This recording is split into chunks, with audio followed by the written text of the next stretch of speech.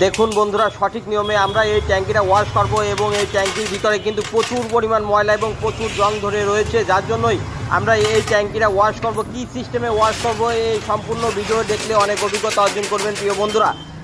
আমার হাতে যে ট্যাঙ্কিটা দেখছেন এই ট্যাঙ্কি কিন্তু টার্বো গাড়ির একটা ট্যাঙ্কি। এই ট্যাঙ্কি কিন্তু অ্যাভেলেবেল পাওয়া যায় না এবং প্রচুর পরিমাণ জং ধরেছে এবং আমরা ভিতরে কিছু তেল দিয়ে নেবো।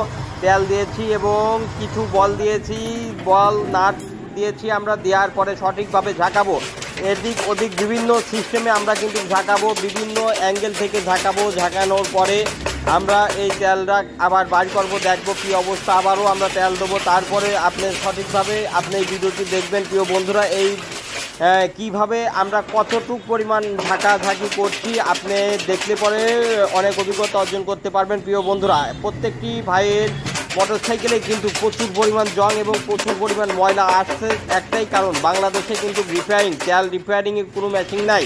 তেল রিপেয়ারিং মেশিন নাই এবং আমাদের দেশে আগে ফিল্টার হয়ে তেল আসতো রিপেয়ারিং হয়ে, এখন কিন্তু ফ্রেশ অ্যাকুরেটভাবে রিপেয়ারিং হয়ে আসছে না, যার জন্য প্রচুর পরিমাণ ট্যাঙ্কি জং ধরে যাচ্ছে এবং আপনারা দেখছেন ট্যাঙ্কির ভিতরে কি অবস্থা, প্রচুর জং এবং প্রচুর ময়লা। সেই জন্য সবাইকে বলবো বন্ধুরা, আপনারা যে সমস্ত ভাই ও বন্ধুরা গাড়িতে তেল ভরেন অবশ্যই অকটেন ব্যবহার করবেন। অকটেনে একটু জংটা কম আসছে এবং ময়লাটা কম আসছে। আপনারা দেখুন ভিতরে কি পরিমাণ ময়লা জমলে এটা ট্যাঙ্কির থেকে এত ময়লা বাড়ায় প্রিয়। এই ভিডিওটি ভালো লাগলে লাইক কমেন্ট শেয়ার করে সবাইকে দেখার সুযোগ করে দিবেন প্রিয় বন্ধুরা।